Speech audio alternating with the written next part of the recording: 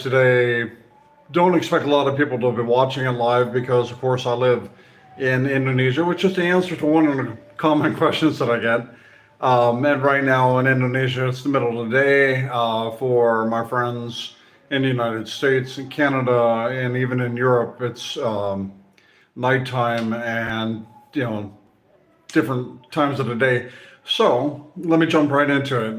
First common question that I get is where is my home? Well, my home is Jakarta, Indonesia. I've lived here for a few years, and I live here with my family who is Indonesian. So my wife, my children, they are Indonesians, born and raised, and it's one of the reasons why I'm very careful uh, about what I do to make sure that I not only present factual information and talk about monkeys and wildlife in a factual way, but also in a respectful way, and one that when people view it doesn't have a bias or a cultural bias of any sort, because I'm very mindful about that. And the idea of wildlife conservation is not just something that's germane to Western people or Americans or Europeans or whatever I grew up with. I have a lot of friends here in Southeast Asia, many friends in Africa as well, that are dedicated their whole lives to animal conservation and ecology and scientific study. So, I'm very careful about that. The second biggest question that I get is a lot of people want to know, why do I live in Indonesia? Well, for one thing, I love it here, but I didn't know that before I moved here. I moved to Indonesia because I fell in love with my wife, and over years of a long distance relationship and getting to know each other in a slow and steady way, I decided that when I would propose to her to get married, that I would come to her rather than have her uproot her life and the children and bring them to a different culture and a different place. Because I grew up, another question I get, I grew up in many different countries. I was born in Germany, raised in Central Europe. I did a lot of my high school, my adult years in the United States, but I've also lived for a few years in South Korea. I've lived in Southwest Asia. Now I live in Southeast Asia as well. I've spent a lot of time traveling, so about 37 different countries. And I've also been to, different territories that are parts of countries and exposed to many cultures. And I find myself just absolutely a lifelong learner. And I don't feel uncomfortable in situations that are not known to me. So if it's a different culture or a different language, whatever, I like to learn from that. I like to be challenged by that. So it was very comfortable for me to move here. Most of my family, I should say about half of my family, is in the United States and half of them are still in Germany, for my extended family. So I still maintain relationships around the world, and it's cool because it gives us a chance to communicate and exchange ideas, not only among our cultures but also, a different worldview completely. Um, why do I like monkeys? Well, here's my dark secret: they're not my favorite animal. They're not. I study monkeys. I am enthralled by primate studies. I've been doing primatology academically a long time ago, and then as a hobby now, currently for 3 years, studying the long-tailed macaques, the wild long-tailed macaques that live in North Jakarta, which is very close to my home here, about 17 kilometers away. And yeah, the reason is because primates are an exceptional animal species that are, they're adaptive, they're intelligent, they have structured society, cultural norms that fit within their species. Their ecology is amazing. when I talk about long-tailed macaques, especially, which are the ones that I observe, we're talking about primary seed dispersing animals, animals that are absolutely critical to the health of whatever ecosystem they live in. So that's one part of it.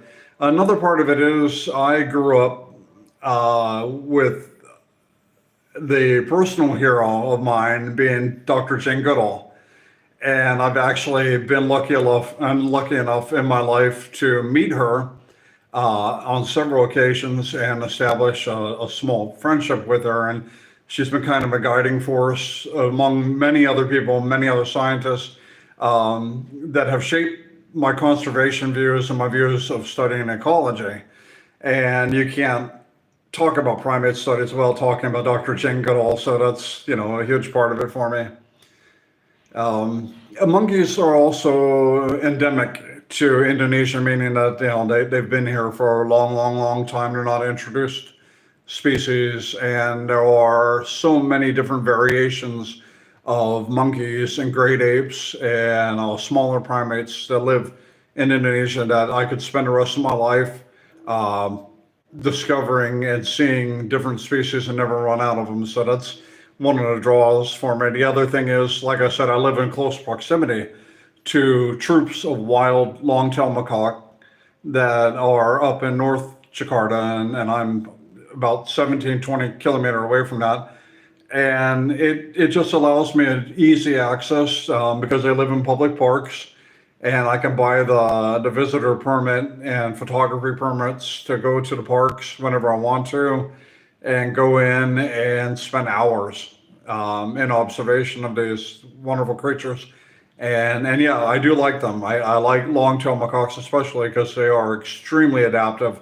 They're adaptive generalists. They're survivors to the highest level. Um, but any primates. I mean, I've seen wild primates on four different continents. So I've been in Africa and Tanzania with varrovirt monkeys and blue monkeys and olive baboons and you name it. Just colobus. These amazing species there. And then I've also been down in North America, but Central America, in countries like Costa Rica with howler monkeys and spider monkeys and capuchin. Um, I really love spider monkeys too. And then I've been in Europe, actually. They have Barbary macaque in North Africa. And I've been to Tunisia, and I've been to places on the Spanish coast where I was able to see, but not really technically observe for any length of time, the Barbary macaque. And then, yeah, here in Asia, uh, in Indonesia especially, the Thomas's langur, pigtail macaque, longtail macaque, orangutan. These have all been amazing new primate species for me, and I look forward to seeing even more. Uh, a comment that I get sometimes is my pronunciation and my enunciation of words seems a little off. This is because I'm deaf. I'm actually profoundly hearing impaired, if you want to get technical about it. I have no hearing in one ear, and I have a tiny bit of semi-functional hearing in my left ear. When I say semi-functional, I mean my wife basically has to stand directly next to me and speak into my ear for me to hear conversationally and to talk with her. I am a visual person. I'm a visual communicator. I communicate a lot through text messages and email and an adaptive technology on my phone so that I can still maintain a good quality of life when I'm out in public. I have no fear of being in public. I've traveled solo to many different countries. I spent weeks in China as a deaf man, solo traveling, and had no problems whatsoever because, of course, we live at a time when there are apps on your phone or that you can buy devices for that will do translation in real time or transcribe English text, and that's all great. I was also bilingual before I started to lose my hearing, so that helps because I have been slowly learning as a hearing impaired person to speak Bahasa Indonesia Selam apagi, abakabar, um, phrasal sort of things. I can read really well, but speaking is hard because, of course, I can't hear my pronunciation. And that's the point of my answer is my pronunciation, my enunciation of words is starting to slip because there are times when I would say roughly about 50% of the time when I can't really hear myself talk. I can hear the noise of it, but not the clarity of it. So I probably mumble or slur or lisp the enunciation more. This is why I've been leaning on AI to do my voiceover, but I'm finding that people would rather see me make my mistakes or hear me make my mistakes than to see the AI. So I will continue to do my own audio, which is interesting. Luckily, there are so many adaptive technologies, like I said, that editing audio is not as daunting as it should be for somebody who really can't hear, because I can visually see and I can master and clean audio fairly well, well enough for me to be satisfied with it, and put it out for people to see. Another question that I get is a lot of people want to know what's my job? What do I do if I'm a primatologist? Well, actually, it's not my job. My occupation for many years was as a print journalist for newspapers and magazines, and eventually that led me, as I started to lose my hearing, led me to visual journalism as a photographer, and then doing documentary film work, which I directed 4 documentary films, and I have done a lot with journalism even since losing my hearing. But ultimately, I knew that I like to write stories. I like to tell stories, and my expertise is actually as a trained observer. I was in the Army on a helicopter crew as a helicopter crew chief, and I was tasked with at different times doing search and rescue operations or looking for enemy emplacements in combat, that sort of thing. And then after the military, I spent time as a teacher. I worked in law enforcement, I worked in criminal investigation, and then I worked as an animal control officer actually for a few years in Washington State. And all of these things kind of combine to make me what's called a trained observer. A lot of it has to do with something called situational awareness, which for me is highly developed for many reasons, and then translating that into collecting data, which as a journalist was a nice meeting of the two things. Being a trained observer lent itself to being a good journalist and being factual and detailed, in telling stories. So that's where that all comes from. The primatology thing. Ever since I was a kid, I read National Geographic. I saw Jane Goodall in the magazine or on television or whatever, and I thought, wow, I would love to do that. But it never seemed really possible. I mean, I kind of talked myself out of the idea. I mean, who actually becomes a primatologist? So I put that on the back burner until I decided at 49 that I would retire.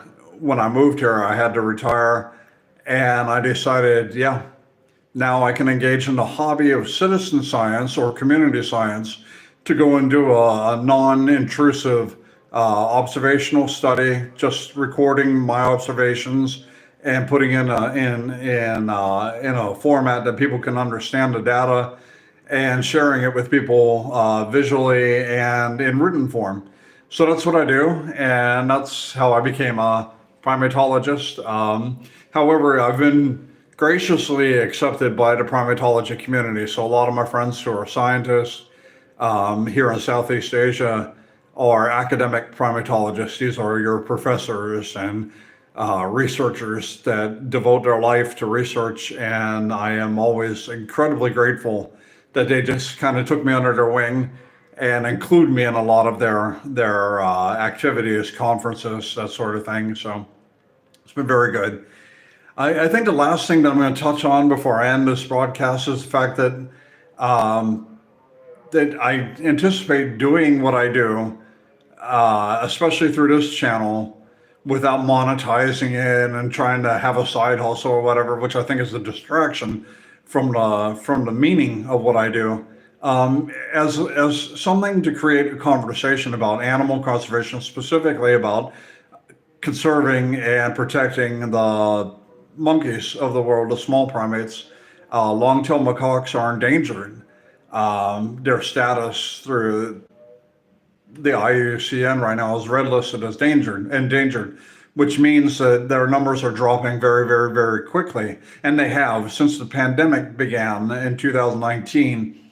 Their numbers plummeted because a lot of them were taken for biomedical research. So they were captured by the thousands and sent to countries to do medical testing on to develop vaccines or whatever, which made sense in one way, but in another way, in a holistic way, we need to kind of wean ourselves off of the animal proxies, which are not 100% compatible. The data is not going to be representative, biomedically not representative of what these substances do to people, what vaccines do to people, what emotional, psychological testing does to people. It's going to show you specifically what it does to long-tailed macaque or rhesus macaque.